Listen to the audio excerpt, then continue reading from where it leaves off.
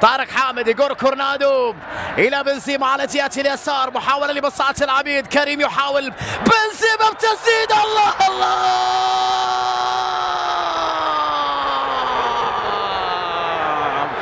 اول مباراه، اول بصمه، اول ضربه، اروع كريم.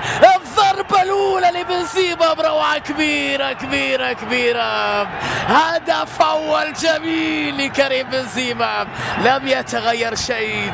كريم يبقى كريم، كريم يبقى كريم، كبير دائما كريم، بهذه القدرات العاليه.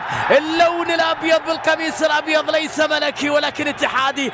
بوم، روعه يا كريم بنزيما، وتقدم. كورنادو مع المحاولة، كورنادو يلعب عرضية لكن الكرة بالراس مقطوعة. حمد الله حضر الكرة لبنزيما، الله الله الله الله، العالمي بنزيما يسجل للمونديال الاتحاد أول أهدافه في المباراة.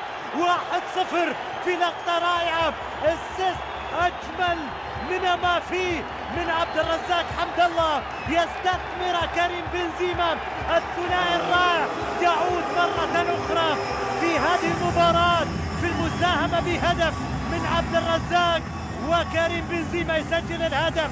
عبد الرزاق يرد التحية في المباراة الماضية بعد تحضير كريم بنزيما للهدف الأول من كريم بنزيما لعبد الرزاق.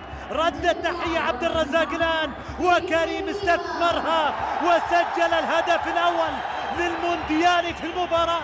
1-0 للاتحاد. يا سلام على اللقطة الرائعة من عبد الرزاق حمد الله، وعلى هذا الكنترول والتحكم بالكرة من كريم بنزيما اللي لعب كرة صعبة جدا وصلت للشباك، صعبة على محمد هادي قعلول. الاتحاد معها يتقدم بأول أهدافه في المباراة 1-0.